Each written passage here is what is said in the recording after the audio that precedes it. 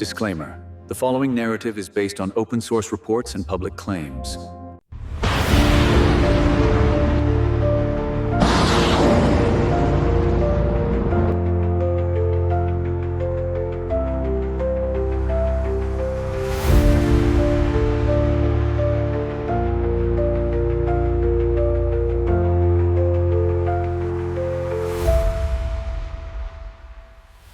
The sky lights up.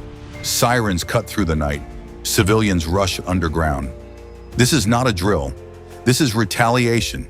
Tensions between Israel and Iran have shifted from shadow conflict to open confrontation.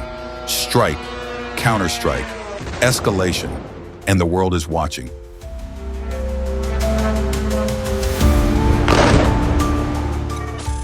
This didn't start tonight. For years, Israel has viewed Iran as an existential threat. Nuclear enrichment, ballistic missile development, regional proxy networks stretching across Lebanon, Syria, Iraq, Yemen. Iran sees Israel as a strategic and ideological adversary, a state it believes must be contained, challenged, weakened, two doctrines, two security visions, zero trust. For years, the war was indirect. Cyber operations, covert sabotage, airstrikes in the shadows. Now the shadows are gone.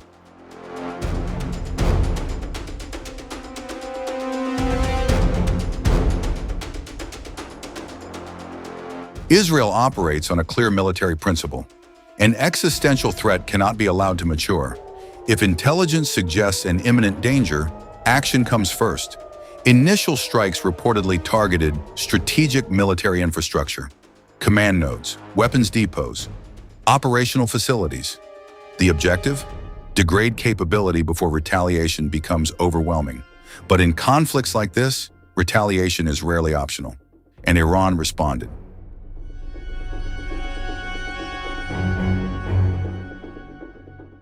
Missiles launched, not symbolic, not isolated, wave after wave, ballistic trajectories, high-altitude arcs, compressed response time. Tel Aviv became a focal point, economic nerve center, psychological symbol. Air defenses activated instantly. Iron Dome for short-range threats. David's Sling for medium-range interception. Arrow 3 for high-altitude ballistic missiles. Layered defense, sophisticated, battle-tested. But no system is infinite. Saturation changes the equation. Intercept 90%, 10% still land.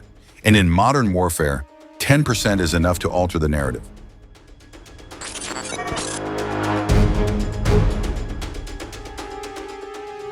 Reports indicate that the Kirya complex in Tel Aviv was among the intended targets. Kirya is not just real estate. It is Israel's military coordination core, its strategic brain. If targeted deliberately, the message is unmistakable. We can reach your command structure. That's not just physical damage, that's psychological leverage. In modern conflict, perception shapes deterrence.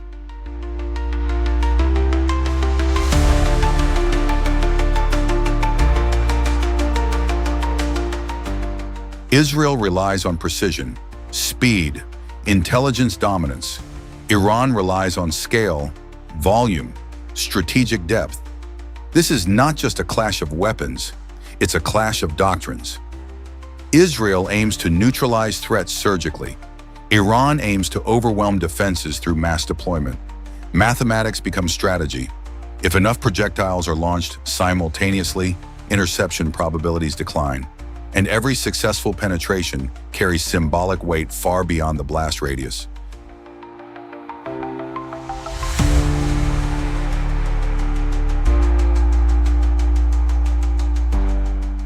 The battlefield is not confined to one axis. Regional actors matter. Hezbollah in Lebanon, Iran-backed militias in Syria and Iraq, maritime threats in the Red Sea. If secondary fronts activate, Israel faces simultaneous pressure, north, south, and beyond. Multi-front warfare stretches resources, complicates decision cycles, increases miscalculation risk. And miscalculation is the most dangerous variable of all.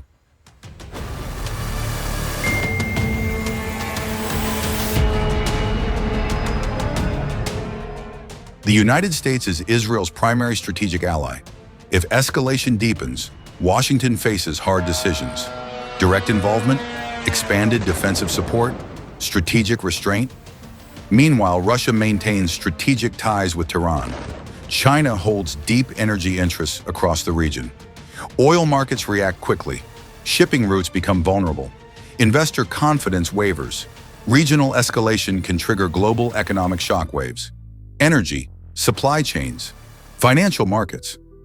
No conflict in this corridor stays local for long.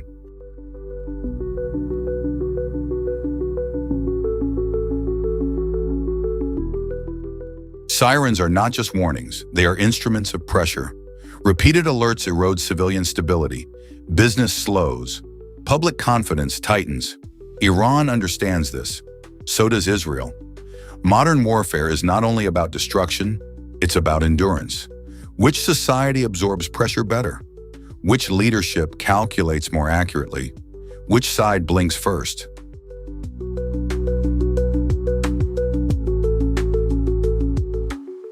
Israel can escalate further, target deeper infrastructure, expand operational scope, or it can calibrate, contain, signal deterrence without full war. Iran also faces calculation, demonstrate strength, preserve credibility, but avoid uncontrolled escalation. Both sides are walking a narrow corridor. Too little response invites future aggression. Too much response ignites regional war.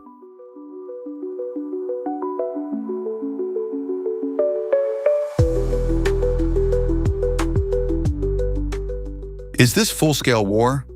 Not yet. Is it the most direct confrontation in years? Possibly. Red lines are often declared, rarely visible. When they blur, escalation accelerates. And when escalation accelerates, diplomacy struggles to keep pace.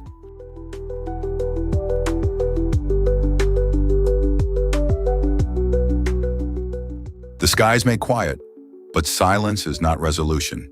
Israel remains on high alert. Iran recalibrates. Global powers monitor every movement. This is not simply a regional clash. It is a stress test of deterrence architecture in the Middle East. One more decision, one more miscalculation, and the strategic map could shift dramatically. For now, the missiles pause, but the tension does not. This chapter is still being written, and it's being written in fire.